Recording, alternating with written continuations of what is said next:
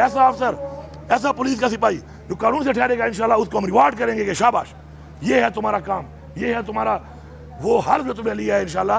تو یہ نظام ہم نے ٹھیک کرنا ہے، اور یہ جو انشاءاللہ یہ رکاوٹیں اور یہ ڈال رہے ہیں جس طریقے سے غیر قانونی طور پر، خود شرمندہ ہو رہے ہیں۔ یہ ٹی وی پہ بیٹھ کر ڈرامے کرنا، جی راستے کھولے ہوئے تھے، لوگ اندھے نہیں ہیں، تم یہ کچھ چینلوں کو تو بند کر سکتے ہو، وہ بھی زبردستی اور جبر سے بند کرتے ہو کہ نہ دکھاؤ، لیکن تم لوگوں کے منہ بند نہیں کر سکتے، لوگوں کی آنکھیں بند نہیں کر سکتے۔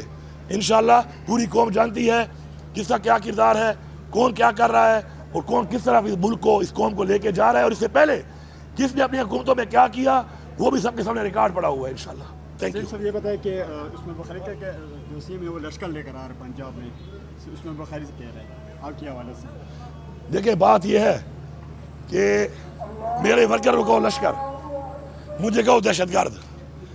ذرا یہ عظمیٰ بخاری صاحبہ، یہ تم کہتی ہو نا کہ جلسے تم پختونخوا میں کرو، پختونخوا میں کیوں جلسے کروں؟ یہ تمہاری جو وزیر اعلیٰ بیٹھی ہوئی ہے، اس کی طرف ویڈیو نکالے نا میرے بھائی، سوشل میڈیا والوں اور اس والوں۔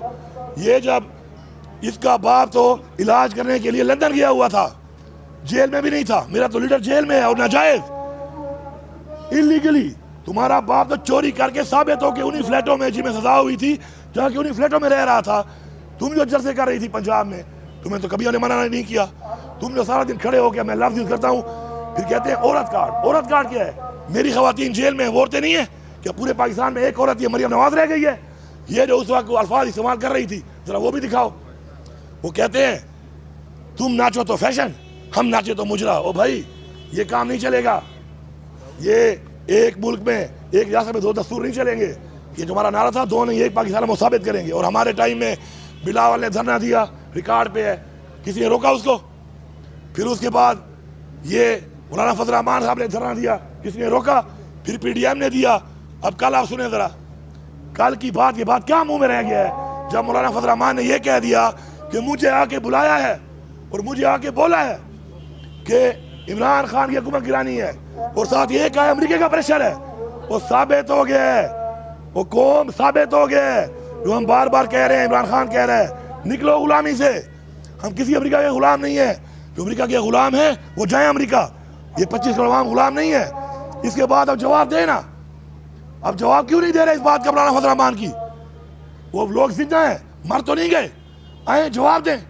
اور مولانا صاحب آپ نے ہی بہت دیر کر دی، کچھ اور بھی آپ کے دلوں میں راز ہے وہ بھی آپ بتا دو۔ آپ نے کھڑے ہوئے کہا تھا کہ عمران خان کی حکومت میں نے گرائی ہے، آج آپ کہہ رہے ہیں کہ امریکہ نے گرائی ہے، آپ بھی اس کے اہلکار بن گئے۔